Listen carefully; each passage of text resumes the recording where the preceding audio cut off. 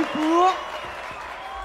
Bien sûr, vous y allez tous. L'équipe de couvre-feu, c'est comment? Jackie, Fax, Lordissa.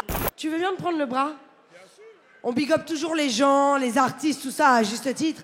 Mais on big up rarement les producteurs, les managers, les mecs qui travaillent dans l'ombre pour faire découvrir les artistes. S'il vous plaît, tout le monde connaît Oumar de Def Jam, même s'il est plus à Def Jam. Oumar, voilà, là aujourd'hui il produit Dossé, mais il a fait découvrir un nombre incalculable d'artistes. S'il vous plaît, faites du bruit pour Oumar, vraiment, c'est important. Disons-nous les choses, toujours au Grand Paris. Je suis tombé sur monsieur. C'est cher monsieur qui soit là. Martigno. DJ Lordissa. Lordissa, monsieur Martigno, comment allez-vous? Ça va, ça va. Ça va tranquille. Dites-nous un petit peu là, votre raison, la présence ici. Écoute, moi je suis là parce que voilà, je suis manager de Dossé, producteur de Dossé, donc comme il est actuellement invité, tu vois, c'est pour ça qu'on est passé. Et puis, je connais bien Juliette aussi, qui m'a sollicité aussi pour l'opération. Ouais. Donc elle m'a expliqué un peu le concept, et sachant que moi qui travaille dans le rap depuis énormément d'années, je sais qu'on manque souvent d'émissions et des trucs comme ça, tu vois. Donc dès qu'il y a tout ce qui est genre événements, émissions, tout ce qui peut promouvoir un peu notre culture, le rap et tout ce qui va avec, on essaye au maximum d'être présent, tu vois, parce qu'on sait qu'on se plaint tout le temps de jamais rien avoir. Donc quand il y a des gens qu'on connaît qui font les choses bien en plus, on essaye d'être là, tu vois. Peu importe, tu vois, on est là depuis 17h, il fait 0 degré. Il est de plus en plus froid même. Il est 22h30, on est encore là. Tu vois ce que je veux dire? Donc ça fait 5 heures qu'on est là dans le froid, mais on donne la force comme on peut parce que voilà, c'est pour la cause, c'est pour le rap et on sait pourquoi on le fait, donc ça fait plaisir d'être là. On est avec notre grand monsieur Lordissa. Ouais, les grands frères. Toi, ça te rappelle pas un peu l'époque des blocs parties? Parce que c'est une bloc party en fait. Mais carrément, c'est une bloc party. Carrément, il y a du beau monde. J'ai vu des gens que j'ai pas vus depuis au moins 15, voire 20 ans. Et non, c'est une très bonne ambiance. Et ce qui est bien, c'est qu'il y a une bonne mixité. Il y a une génération qui a, on va dire, 40, 45 ans, voire un peu plus. Il y a une génération qui a entre 25 et 35 ans. Donc c'est bien, c'est une bonne mixité. C'est-à-dire que le hip-hop, le rap d'avant rencontre le rap d'aujourd'hui. Donc c'est bien, c'est une bonne osmose. On dit que des fois, il y a certaines animosités entre les anciens et les nouveaux, mais bon, ça c'est pour ceux qui sont restés bloqués en fait. Mais comme on dit, il faut avancer avec son temps. Et donc moi, ma présence aujourd'hui, c'est avec mon équipe de couvre-feu, Jackie Brown, DJ Fax. Juliette nous a appelés et pour la première édition, elle nous a dit les gars, je voudrais que pour la première édition vous soyez là, on ne peut pas refuser. Et comme a dit Oumar, c'est quelque chose qui manque beaucoup. Et quand ça arrive, quand ça se fait, on est obligé de supporter, quoi. On peut pas dire bon, à moins d'être occupé, d'être à l'étranger, quoi que ce soit, mais ne serait-ce même passer une demi-heure ou une heure, tu vois. L'intervention de Dossé, c'était même pas 10 minutes. On aurait pu partir, faire nos affaires. Nous, on est encore là, on est dans l'ambiance, quoi. Parce que c'est vraiment quelque chose qui manque. Et on espère que ça va se faire de plus en plus, quoi. On va dire on va pas dire le hip-hop, mais la musique urbaine, la culture urbaine a besoin de plus de support, de médias. Parce que quand les médias non spécialisés parlent, c'est toujours en mauvais. C'est quand il y a un clash, lui il est tombé en prison, il y a eu une bagarre, je sais pas quoi, c'est toujours à partir de ce moment-là. Mais quand c'est le positif, généralement on ne nous appelle jamais. Donc c'est un petit peu dommage. Et là il y a une bonne réunion. Il y a Jackie Brown, qu'on ne présente plus, Neg Marron, Sectora, il y a Dossé. C'est pas du tout la même génération, mais les gars sur le même plateau, ils sont là pour le même amour, la musique, le rap, le hip-hop. Donc c'est ça, c'est ce qui est bien. Mais vous-même, avec votre expertise aujourd'hui, toi qui travailles en maison de disques, toi qui fais partie de pas mal d'organisations, comment vous percevez le rap aujourd'hui avec toute cette nouvelle génération qui arrive à se connecter? On sait qu'avant ça se connectait aussi, les premières classes, toutes ces choses-là, mais aujourd'hui les mecs ils ont compris qu'il faut vraiment se connecter comme aux États-Unis. Comment vous l'expliquez ça? Les SADEC, les caches criminels, tout le monde arrive à se. Après pour moi, ils ont compris le truc. Ouais, après ils l'ont compris, on va dire que ça fait longtemps quand même que le rap est comme ça, en vrai, c'est pas nouveau. On va juste te dire qu'il y a eu une période où c'était un peu plus dur. Ouais. Il y a eu une période un peu plus difficile, mais c'était une période difficile pour le rap en général en fait. C'était pas que dans les rapports humains, c'était même pour le business. C'était compliqué. Et tu sais, moi qui, voilà, aujourd'hui, ça fait longtemps que je suis là aussi, j'ai bossé chez Première Classe aussi, j'en viens. Donc j'ai aussi cette culture-là, tu vois. Et je sais que finalement, le rap, il y a toujours eu des équipes, toujours des gens qui se sont mélangés, toujours des gens qui ont travaillé ensemble. Ça a toujours existé en vrai.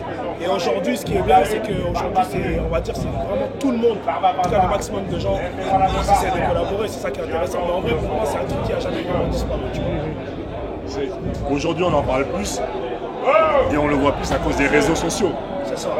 Quand Dossé va big up tel rappeur, ben, ça va se faire sur les réseaux sociaux. Alors les gens qu'avant, vont on le se voir. voyait au studio. Avant, on se voyait au studio, c'était, tu vois. C'était en aparté. C'était entre nous. C'était en aparté, c'était entre nous. Donc, on se croisait, hein. À couvre-feu, on se croisait tous, Voilà. on se croisait dans les. Tu sais, on s'est toujours croisés dans les studios. Mais les gens ne le voyaient pas, ne le savaient pas pour autant. Mais il y avait déjà ça. Mais maintenant, avec les réseaux sociaux, ça a pris notre ampleur et notre dimension.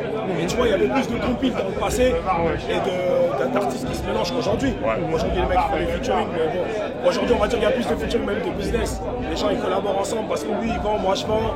Donc, ça va nous permettre de nous exposer plus. Alors qu'avant, ça ne faisait pas d'argent forcément comme aujourd'hui. Les gens, ils collaboraient parce qu'ils appréciaient musicalement ce que l'on faisait avec l'autre. Donc, même quand les gens ils disent que genre, aujourd'hui, les rappeurs sont plus uniques qu'avant, je ne vais pas ce que dire que c'est faux. Parce qu'à l'époque, c'était artistiquement. T'aimes bien ce que je fais, j'aime bien ce que tu fais, viens on collabore. Aujourd'hui, les mecs, ils regardent beaucoup les intérêts aussi de buzz, tu vois. Les followers, l'influence que l'on peut avoir avec toi, tu vois. On est plus dans ça aujourd'hui qu'avant. Donc aujourd'hui, effectivement, c'est cool parce que tout le monde se mélange. Et aujourd'hui aussi, il y a plus de business qu'avant. Le mélange, il n'a pas du tout le même sens que le mélange d'il y a 15 ans. Tu vois ce que je veux dire? Mais après, ça reste positif. L'essentiel, c'est que tout le monde se mélange. Donc on est content. On sait qu'aujourd'hui, si on fait par exemple le volume 3 de Première Classe, ça va être un petit peu difficile. Ça va être plus dur. Nous, on a commencé à le faire, et ça, il le sait. Moi, j'ai commencé à faire PC3 en 2006, un truc comme ça, 5-6. On a fait 3-4 morceaux. Et dès qu'on a dû continuer, on a commencé à se trouver déjà. Donc, c'est pour te dire qu'alors que le 1 et le 2, il a été fait avec une facilité déconcertante. Tu vois? Ce qui a freiné, ça devait être les histoires de maison de disques ou les histoires Même de- pas. Les mecs entre eux. Les artistes, tel artiste qui ne veut pas poser avec tel artiste. Bon, des fois, c'est une histoire d'ego aussi. Donc, comme a dit Oumar, les artistes se mélangent plus. Après, c'est une histoire de business. Il y en a, c'est des vraies combinaisons. Mais des compilations, t'en as plus maintenant. T'en as plus du tout. Si c'était réellement le cas, des compilations, je pense que peut-être Mais tu sais pourquoi tous aujourd'hui les c'est 2 plus mois, 3 facile? mois, t'en aurais. À l'époque, il y avait combien de rappeurs? 30, il y en a combien aujourd'hui? 200 sur 200, heureusement qu'ils peuvent se mélanger. C'est beaucoup plus facile aujourd'hui. Tu peux te permettre d'ignorer 80% du rap que tu trouveras toujours moins de faire un feat. À l'époque, tu ne pouvais pas faire ça. Tu vois, le rap c'était ça, c'était une niche. Tu vois, donc c'était toujours les mêmes qui se retrouvaient. Donc il y avait un esprit beaucoup plus familial. Aujourd'hui, tu peux être un gars dans ton coin, ne pas parler à 70% du rap, que tu seras toujours des feats parce qu'il restera quand même une partie. Tu vois. Il y a tellement de monde aujourd'hui que c'est beaucoup plus facile de se mélanger. Alors qu'avant, si tu boudais dans ton coin, tu boudais dans ton coin. Tu vois, tu étais tout seul. Alors qu'aujourd'hui, tu peux bouder dans ton coin et malgré ça, avoir tes 2-3 feats dans ton album quand même, ça change. Pour finir, comment vous voyez le rap en 2025 futur, avec tous ces nouveaux artistes qui émergent et cette nouvelle scène? Comment vous voyez? Écoute, pour moi, le rap, c'est la nouvelle pop. Hein. J'espère en tout cas que ça va le rester. Pour moi, ça y est, le rap, ça n'a jamais été aussi populaire qu'aujourd'hui. Et je pense que c'est pas fini encore. Donc ceux qui n'aiment pas cette musique, ils ont intérêt à changer de planète parce que je pense que là, c'est parti pour durer. Je le sens. On peut pas faire sans. peut pas faire sans. Il y a juste à regarder les top albums, les top singles. C'est fini. Il y a plus de rap que de musique pop, que du rock, que de l'électro, que de variété. Donc là, je pense qu'en 2025, ça sera le rap sera une musique ultra installée, j'espère. Et j'espère qu'en France, surtout, j'aimerais qu'on progresse au niveau business. Parce que pour l'instant, au niveau artistique, c'est super. Ça a vraiment bien pris, tu vois. Mais je trouve que niveau business, ça se passe pas encore comme prévu. Il manque encore beaucoup de choses. Il manque encore beaucoup de choses, beaucoup de gens qui sont dans le rap, qui ne sont pas forcément formés et qui ne connaissent pas le business. Et encore beaucoup de gens qui se font baiser, tu vois. Et pour moi, c'est ça un peu le truc sur quoi il faut qu'on progresse vraiment. Qu'il y ait des vrais managers qui connaissent vraiment le business, que les artistes soient bien entourés et que les artistes aussi ils aient une vision business. Parce que les artistes, souvent, ils ont tendance à parler de ce qu'ils savent pas, tu vois. Et c'est important que si les managers soient bien formés et qu'il y ait des producteurs encore mieux formés pour que cette musique-là soit vraiment... Parce qu'aujourd'hui, là où on a encore un déficit, c'est à ce niveau-là. Là où on arrive encore à s'asseoir de temps en temps un peu endormir, c'est qu'il y a beaucoup de gens qui ne connaissent pas le business. C'est juste ça en fait. Et ceux qui connaissent le business et qui ne sont pas spécialement dans le rap, ils le voient ça. Ils le voient ça. Et ils savent que c'est encore notre carence. C'est encore la carence, tu vois. Mais j'espère que d'ici 2025, comme tu disais, eh ben, tout le monde sera formé, tout le monde sera pro. Et on arrivera à faire en sorte que notre musique soit respectée pour de vrai. Parce qu'aujourd'hui, ils nous respectent de force, parce que ça marche, ils n'ont pas le choix. Et maintenant, il faudrait que ça soit respecté parce qu'on connaît notre business et qu'on sera capable de pouvoir se défendre face à tous les mecs qui voient la musique rap comme un passage et qui se disent bon, on prend ce qu'on a à apprendre maintenant et après on les dégage. Donc ça reste. Mon frère, je vous remercie. Merci à toi. Vas-y, Bonne continuation. Merci. On te suit. On se suit. Yes.